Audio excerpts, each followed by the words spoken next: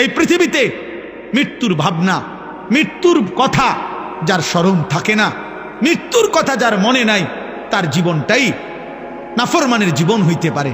কোনো ইমানদার অথবা কোনো বিবেকবান যে চোখের সামনে মৃত্যু দেখছে, সে অহংকার করে কেমনে?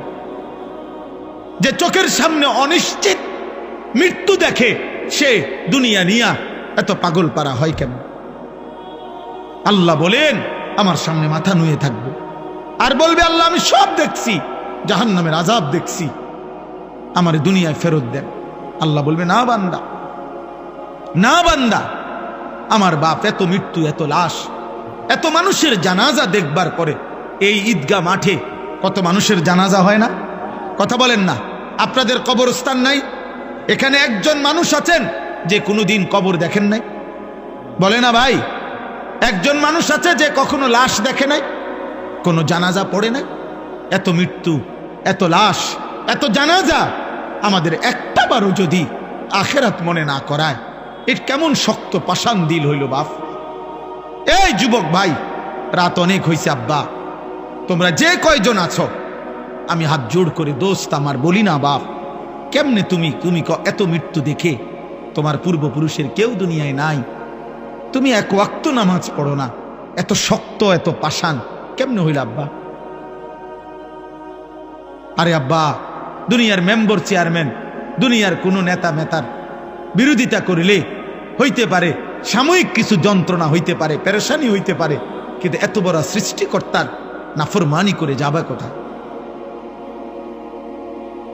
যাবা কোথায় বাপ?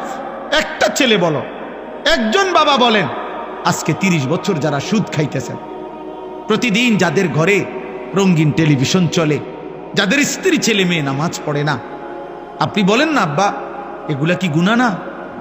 কথা বলেন না কেন? তো এই গুনার কি কোনো আখিরাতে হিসাব হবে না? আমার বাপ, কুরআনুল কারীমের মধ্যে আছে একজন নাফরমান মোট 3 বার আল্লাহর কাছে আবার দুনিয়ায় ফেরত আসতে চাইবে। খোদার কসম 3 বারই আল্লাহ বলবেন না না না বান্দা।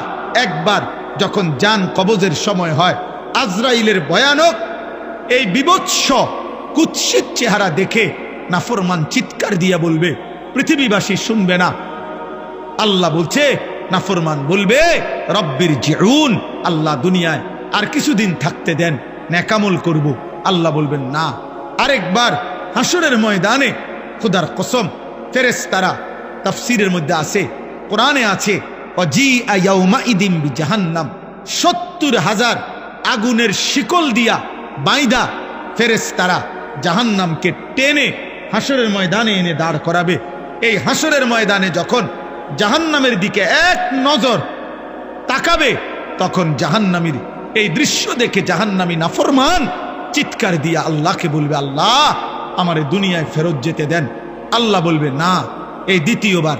আর তৃতীয়বার হলো যখন জাহান্নামীকে জাহান্নামে ফেলা হবে, প্রতি মুহূর্তে, প্রতি সেকেন্ড রব্বে কাবার কসম মিনিট মিনিট জাহান্নামী শুধু চিৎকারই করবে আর বলবে, আল্লাহ দুনিয়ায় ফেরত যেতে দেন, দুনিয়ায় ফেরত যেতে দেন, দুনিয়ায় ফেরত যেতে দেন, নেকামল করবো রে মাওলা, নেকামল করবো রে মাওলা, নেকামল করবো রে মাওলা।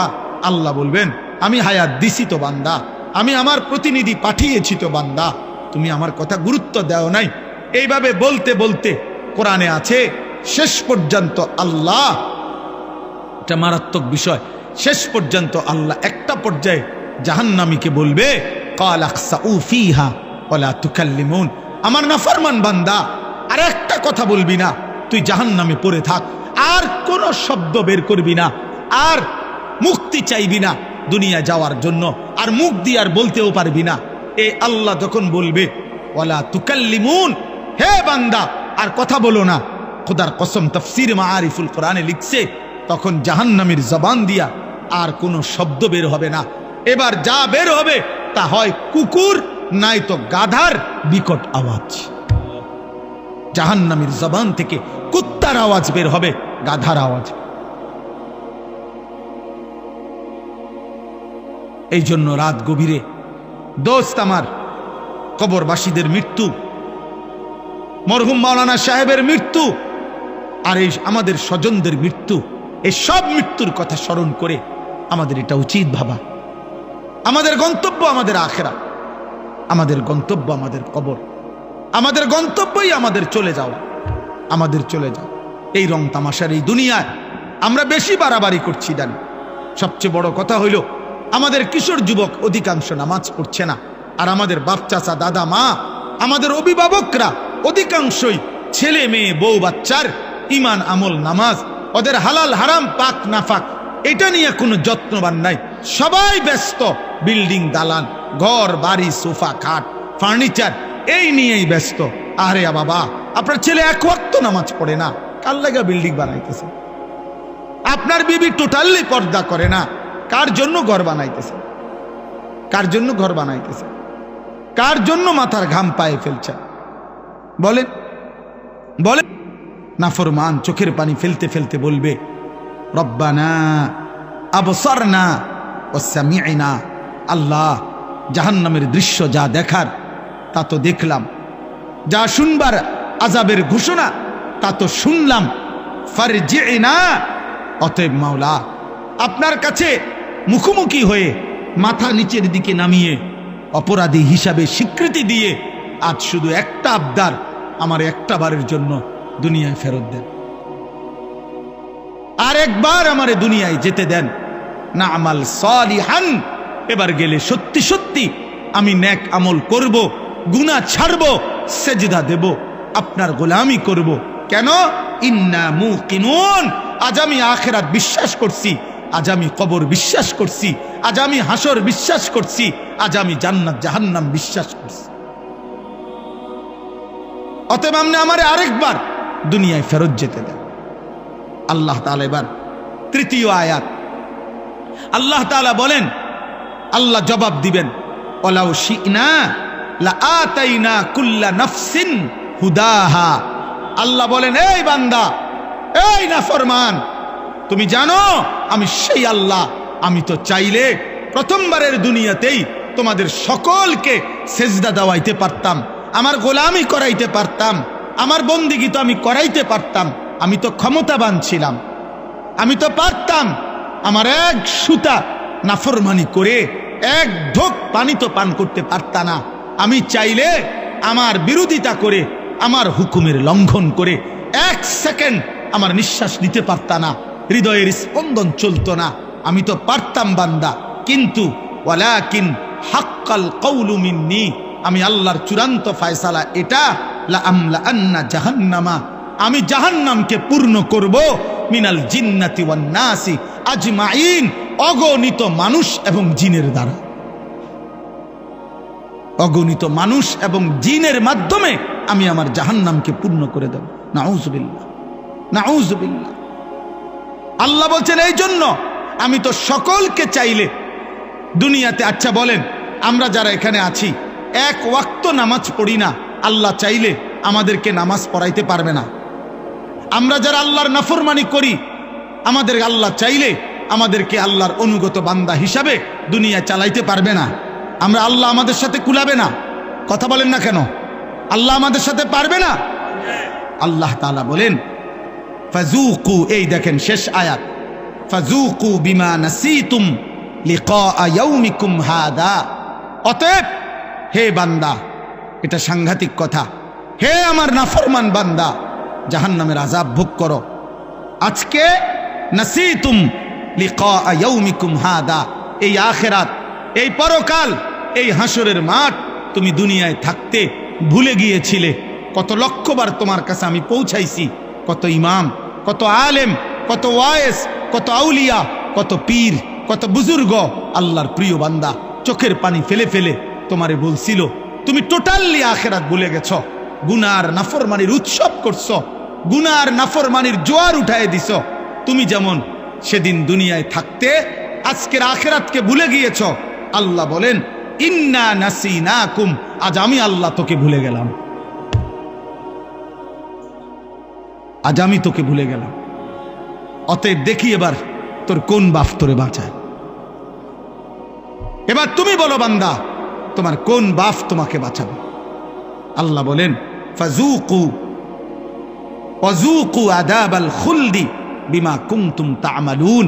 অতএব তোমার সারা জীবনের যা কর্ম, পাপ, নাফরমানি, তোমার কুফর, তোমার শিরিক, তোমার নেফাক, তোমার গুনাহ, তোমার নাফরমানির বদলায় আজ তুমি চিরস্থায়ী আযাব জাহান্নাম ভোগ করো।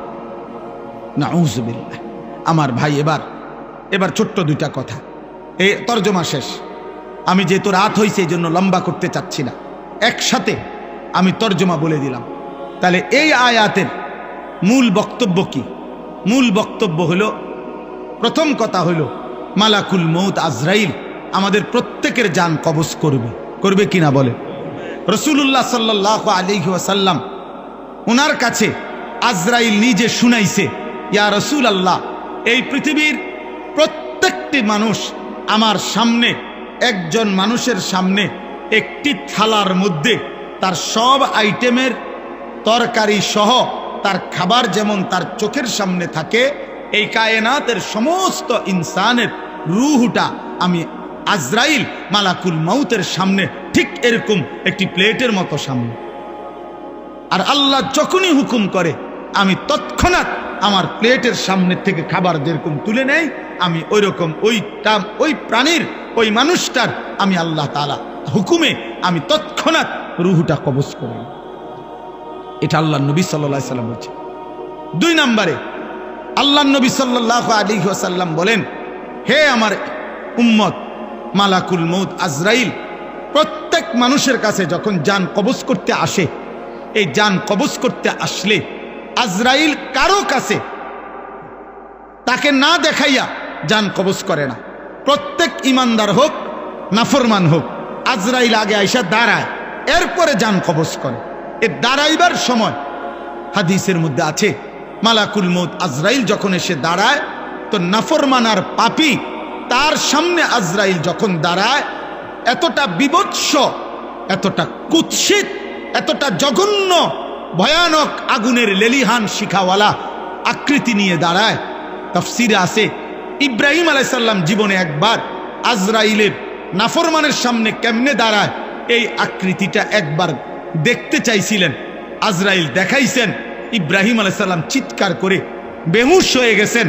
আর হুঁশ আসার পরে ইব্রাহিম নবী বলছেন, হে মালাকুল মউত, খোদার কসম, জাহান্নামের আযাব লাগবে না, কবরের আযাব লাগবে না, তুমি মালাকুল মউতের এই ভয়ঙ্কর দৃশ্য কোনো নাফরমান পাপী, কোনো মুশরিক বেঈমান একবার দেখলেই তার সারা জিন্দেগীর গুনার শাস্তির জন্য এটাই যথেষ্ট, এটাই যথেষ্ট, এটাই যথেষ্ট। আজকে যুবক ভাই, আজকে বয়স্ক বাবা, আপনারা আমরা সবাই খামখেয়ালি করছেন। আমার কাছে কিতাব আছে, কিতাবে লিখছে ঈসা আলাইহিস সালাম নূহ নবীর একজন বংশধরকে কবর থেকে উঠাইছিলেন। কবর থেকে উঠাবার পরে ঈসা নবী উনার বংশধরকে জিজ্ঞেস করছে, হে নূহ নবীর বংশধর, আপনি দুনিয়ার মধ্যে কতদিন হায়াত পাইছেন? তখন ওই নূহ নবীর বংশধর বলছে 450 বছর। তখন ঈসা আলাইহিস সালাম জিজ্ঞেস করছে, এই 450 বছরের ভিতরে আপনার চুল দাড়ি সাদা হইছে কোন দিন, কত বছর বয়সে? নূহ আলাইহিস সালামের বংশধর বলছে, হে ঈসা নবী, আল্লাহর কসম 450 বছর পর্যন্ত আমার একদিন, 1 সেকেন্ডের জন্য চুল দাড়ি কোনোদিন সাদা হয় নাই। 450 বছরই কালো ছিল।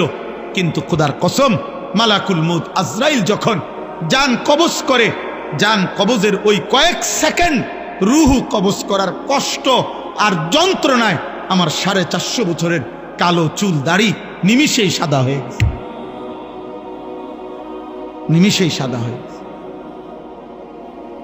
আরো শুনেন আমার দোস্ত, কিতাবের মধ্যে আছে রাসূলুল্লাহ সাল্লাল্লাহু আলাইহি সাল্লামের একজন বিখ্যাত সাহাবী আমর ইবনে আস রাদিয়াল্লাহু তাআলা আনহু, তিনি বলছেন, ওনার সন্তান ওনার মৃত্যুর পূর্ব মুহূর্তে নবীর সাহাবীকে জিজ্ঞেস করছে, আব্বা, এই মুহূর্তে আপনি নবীর একজন মহান সাহাবী, আপনার মৃত্যুর যন্ত্রণা আজরাইলের রূহ কবজ করার পূর্বে কেমন লাগতেছে? হযরত আমর ইবনে আস বলছে, ইয়া বুনাইয়া কাআন্না জিবালাদ দুনিয়া আলা সাদরি, হে আমার প্রিয় সন্তান, আমার মনে হইতেছে পৃথিবীর সবগুলো পাহাড় আমার বুকের উপরে চাপ দিয়ে রাখছে। পৃথিবীর সমস্ত পাহাড় আমার বুকে চাপ দিয়ে রাখছে। দোস্ত আমার, বন্ধু আমার, সাকরাতুল মউত, মৃত্যু যন্ত্রণা, মৃত্যু বড় ভয়ানক বিষয়, মৃত্যু বড় ভয়ানক বিষয়।